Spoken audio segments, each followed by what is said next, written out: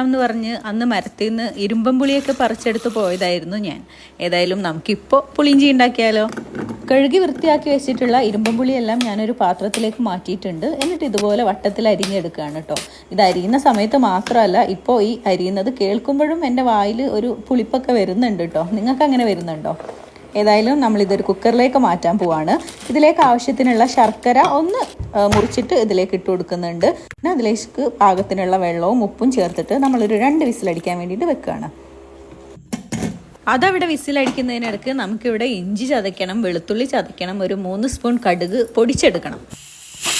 ഇനി അടുപ്പത്തൊരു ഉരുളി വെച്ചിട്ടുണ്ട്. അതിലേക്ക് വെളിച്ചെണ്ണ ഒഴിച്ചു കൊടുത്തു. ചൂടായി കഴിഞ്ഞപ്പോൾ ഉലുവ പൊട്ടിച്ചെടുത്തു, പിന്നെ കടുക് പൊട്ടിച്ചെടുത്തു, ഇഞ്ചി വെളുത്തുള്ളി പേസ്റ്റ് ചേർത്ത് കൊടുത്തിട്ടുണ്ട്.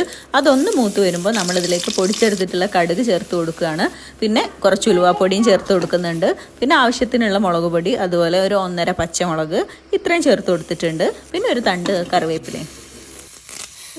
ഇതെല്ലാം മൂത്ത് വരട്ടെ. അതിനിടയ്ക്ക് നമ്മളുടെ കുക്കർ ഒന്ന് തുറന്ന് നോക്കാം. ഇതിൽ അത്യാവശ്യം വെള്ളമൊക്കെ ഉണ്ട് കേട്ടോ. വേണമെങ്കിൽ നമ്മൾ ഒഴിക്കുന്ന സമയത്ത് കുറച്ച് വെള്ളമൊക്കെ കുറയ്ക്കാം.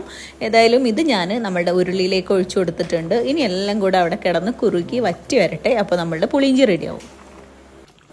അപ്പോൾ ഞാനിങ്ങനെയാണ് കേട്ടോ ഇരുമ്പം പുളി കൊണ്ടുള്ള പുളിയിഞ്ചി ഉണ്ടാക്കാറ്. നിങ്ങളെങ്ങനെയാണ് ഉണ്ടാക്കാറ് എന്നൊന്ന് കമൻറ്റ് ചെയ്യൂ. ഏതായാലും ഇതൊന്ന് ട്രൈ ചെയ്ത് നോക്കിയിട്ട് ഫീഡ്ബാക്ക്സ് അറിയിക്കണേ. നമുക്ക് അടുത്ത വീഡിയോയിൽ വീണ്ടും കാണാം.